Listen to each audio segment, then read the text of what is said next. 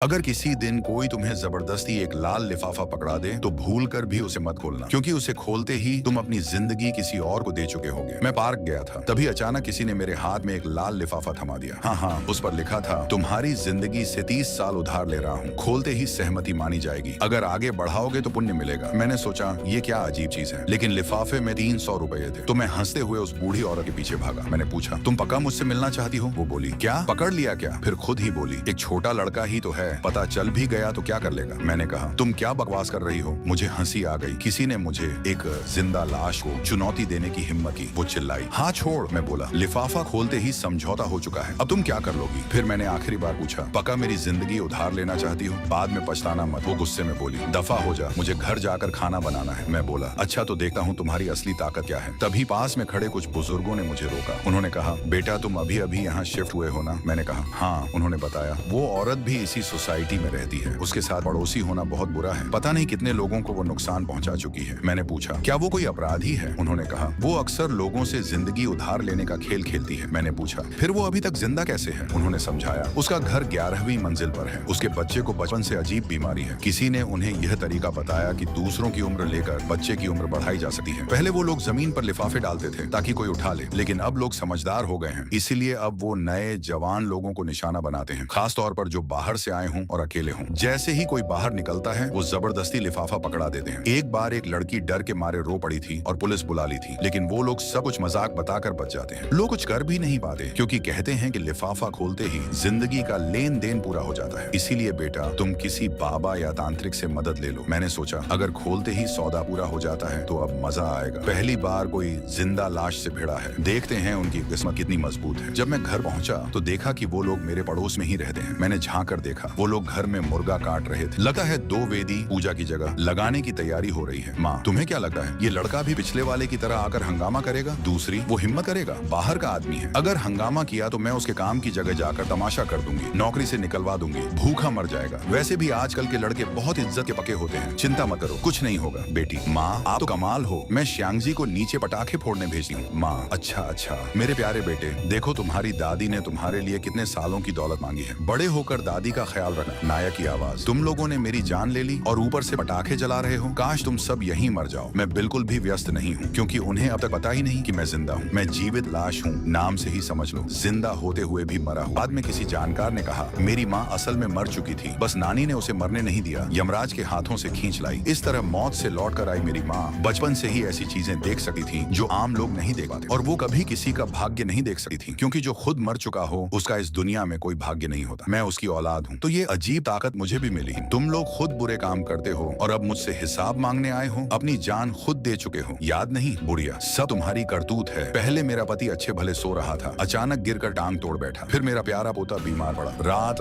भर डरावने सपने देखा है। तुमसे मिलने से पहले वो बिल्कुल स्वस्थ था, ये सब तुम्हारी वजह से हुआ है। ये मामला ऐसे खत्म नहीं होगा, तुम्हें इलाज का पैसा देना होगा। नायक, कितना चाहिए? बुढ़िया, मेरे पोते ने इतना कष्ट झेला है, 30,000 तो कम नहीं होंगे। नायक, 900 रुपए में तुमने मेरी 30 साल की जिंदगी खरीद ली और अब 30,000 मांग रही हो? तुम खुद मर क्यों नहीं जाती? तुम्हारे बुरे कर्मों का फल है ये, शायद तुम्हारे पोते को भी तुमने ही नुकसान पहुंचाया है। परिवार के लोग गुस्से में घेर लेते हैं। नायक, मारना है? आओ यही मारो, मुझे तो वैसे भी 30,000 की जरूरत है। बुढ़िया, रुक जा, कल मैं तेरे ऑफिस जाकर सब बताऊंगी। वो लोग जाने लगे हैं, तभी उनका पोता अचानक पीछे से आता है और मेरे पैर पर जोर से थप्पड़ मारकर नाखून से खरोंच देता है। बुढ़िया, शाबाश मेरे बच्चे, दादी का बदला लिया। परिवार डर के मारे भाग जाता है, जैसे उन्हें डर हो कि मैं बच्चे के साथ कुछ कर दूंगा। अगले दिन मैं काम पर नहीं गया। मैंने समय देकर जब वो बच्चा स्कूल से लौटे, घर के बाहर ढेर सारी फ्राइड चिकन। बच्चा बोला, मुझे खाना है। बुढ़िया ने चारों तरफ देखा, कोई नहीं था। उसने चुके से वो चिकन बच्चे के बैग में रख दिया। बुढ़िया, घर जाकर खाना। अब मुझे सुकून मिला, क्योंकि उस चिकन में मैंने कुछ खास मिला दिया था। गड़बड़ हो गई, पूरा परिवार गुस्से में लंच पर तोड़-फोड़ कर रहा था। क्या पुलिस को बुलाने में मदद करूं? अभी जरूरत नहीं है। जब मैं पहले यहाँ आया था तो बगल में रहने वाली एक लड़की को ऐड किया था, वो इस समय वीचैट पर मेरी खबर ले रही थी। अरे बदमाश, तूने फ्राइड चिकन में क्या मिलाया? क्यों मेरा पोता खाते ही भूत प्रेत देखने की बात कर रहा है? अब तो चोर रंगे हाथ पकड़ा गया। मैं सोच रहा था मेरा फ्राइड चिकन कहाँ गया, निकला कि बड़े चोर ने छोटे चोर को खिला दिया। नीच औरत, तुम छोटे बच्चे को भी नहीं छोड़ती। अगर मेरे प्यारे पोते को कुछ हो गया तो मैं तुम्हें छोड़ूंगी नहीं। ऐसा अकेला रहने वाला पता नहीं क्या क्या करता होगा, और हिम्मत देखो मेरे बेटे को नुकसान पहुंचाने की। मैं अभी पुलिस बुलाता हूँ। दरवाजा नहीं खोल रही, जरूर अंदर कुछ गलत काम कर रही है। एक ही जगह पर चोरों का झुंड रहता है और ऊपर से दूसरों पर इल्जाम लगाते हैं। मुझे तो लगता है तुम सब मनहूस हो। आज रात बुखार आएगा, तुम्हारे पोते को पागल बना देगा। जैसे ही मैंने उसके पोते को बुरा कहा, वो बूढ़ी औरत गुस्से में बाहर उछलने लगी। बूढ़ी मेंढक जैसी उछल रही थी बाहर। वाह कमाल है, तुम तो मेरे भगवान हो। आखिर किसी ने इस घटिया परिवार को सबक सिखाया। करीब 10 मिनट बाद बाहर की गालियां धीरे धीरे कम हो गई। मैंने दरवाजे के छेद से देखा तो वो अजीब परिवार सच में वापस जा चुका था। वो औरत बोली, उस औरत ने पता नहीं मेरे बेटे को क्या खिला दिया। मेरा बेटा बार बार कह रहा है कि उसे भूत दिख रहे हैं। थोड़ी देर बाद मेरे दरवाजे पर फिर से दस्तक हुई। पुलिस आई और सामान्य पूछताछ की। मैंने सब कुछ साफ साफ बताया और पूरा सहयोग किया। जब मैंने इनकार किया कि मैंने उनके पोते को कुछ दिया है तो वो बूढ़ी औरत मानने को तैयार नहीं हुई। वो बोली, सब जानते हैं कि हमारा पोता फ्राइड चिकन पसंद करता है और इस फ्लोर के लोग जब भी खाना मंगाते हैं तो वो हमारे पोते के लिए ही होता है। उसने फ्राइड चिकन मंगाया तो वो हमारे पोते के लिए ही होगा। दूसरों का खाना भी अपना बताने लग दिया। पुलिस वाले से मैंने कहा, ये सब अंधविश्वास है, बुजुर्ग लोग ऐसे ही होते हैं, मैं समझता हूँ, मैं उन्हें माफ करता हूँ। बच्चे को भी कुछ नहीं हुआ है, मैं भी इस बात को नहीं बढ़ाऊंगा। भूत प्रेत कुछ नहीं होता, हमें विज्ञान पर भरोसा करना चाहिए। इस तरह चाल चलकर उसी परिवार को उल्टा फंसा दिया गया। उस दिन के बाद वो परिवार कुछ दिनों तक शांत रहा। फिर हमने सुना कि वो घर बदल रहे हैं, लेकिन जब देखा तो उनका घर पूरी तरह सील कर दिया गया था। यहाँ तक कि खिड़कियां भी बंद कर दी गई थी। मैं तुरंत नीचे गया देखने की उनकी बालकनी भी बंद है या नहीं, और सच में वो भी बंद थी। घर इंसानों के रहने के लिए होता है, लेकिन इस परिवार ने चुपचाप उसे एक अस्थि घर, हड्डियों राख रखने की जगह बना दिया था। अगले दिन सोसाइटी वालों ने हर घर जाकर स्थिति बताई और उस परिवार को फोन भी किया। मैं घर छोड़ना चाहता हूँ, डिपॉजिट भी नहीं चाहिए। घर में अगर अस्थियां रखी हों तो मैं घर में सो रहा हूँ या कब्रिस्तान में। मैं सोच रहा था इन दिनों इतना डरावना क्यों लग रहा था और आधी रात को बुरे सपने क्यों आते थे। सोसाइटी, क्या आप कुछ करेंगे? उन्होंने कहा, ऐसा नहीं कि हम कुछ नहीं करेंगे, लेकिन वो घर किराए का नहीं, उनका अपना है और वो लोग कह रहे हैं कि ये उनके रिश्तेदारों की अस्थियां हैं। उन्होंने इसे कोई श्मशान नहीं बनाया है। तब पड़ोसी भाई और शियानले ने फैसला किया कि पहले खुद ही घर छोड़ देते हैं। इसी समय वो परिवार वापस आ गया। तुम लोग घर क्यों बदल रहे हो? हमने तो तुम्हारा घर नहीं लिया है। अगर तुम लोग चले गए तो बाद में लोग समझेंगे कि यह घर अपवित्र है। फिर क्या होगा? क्या मेरे घर की कीमत नहीं गिर जाएगी? जब से मैं यहाँ आया हूँ तुम लोगों का यह अजीब परिवार रोज झगड़ा करता रहता है। अब मैं घर बदलना चाहता हूँ तो तुम लोग इसमें भी दखल दोगे? क्या बात है, तुम मेरी बूढ़ी माँ को मारना चाहते हो? अरे ये तो अन्याय है, बुजुर्गों को परेशान किया जा रहा है। अगर तुम लोगों ने ये सब बखेड़ा खड़ा नहीं किया होता तो क्या हमें घर बदलने की जरूरत पड़ती? मुझे कुछ नहीं पता, तुम लोग कहीं नहीं जाओगे। अगर तुमने जाने की हिम्मत की तो मैं यहीं से कूद जाऊंगी, फिर तुम सब भी चैन से नहीं रह पाओगे। प्रॉपर्टी मैनेजमेंट सोसाइटी वाले लगातार समझाने की कोशिश कर रहे थे, लेकिन वे दोनों बिल्कुल जिद्दी और गुंडे जैसे व्यवहार कर रहे थे। मुझे तो लगता है कि तुम घर की कीमत की चिंता नहीं कर रहे, बल्कि चाहते हो कि हम सब तुम्हारे परिवार के लिए भाग्य/ऊर्जा उधार दें। अरे बदतमीज लड़के, क्या बकवास कर रहे हो? ये मेरा अपना घर है, मैं अपने ही पूर्वजों की अस्थियां रखूं तो क्या गलत है? कौन सा भाग्य उधार? मुझे कुछ समझ नहीं आता। समझ नहीं आता? ऐसा कैसे हो सकता है? पहले मुझे इस बात का ध्यान नहीं आया था, लेकिन मैंने देखा कि बूढ़ी औरत के हाथ में लाल धागा बंधा है, उसके बेटे के हाथ में भी वैसा ही धागा है। ये पूर्वजों को रास्ता दिखाने के लिए होता है, ताकि वे आशीर्वाद दें और इस मंजिल के बाकी लोगों की ऊर्जा किस्मत को अपने घर की तरफ खींच लें। सच में इनकी चालें दिन ब दिन बढ़ती जा रही हैं।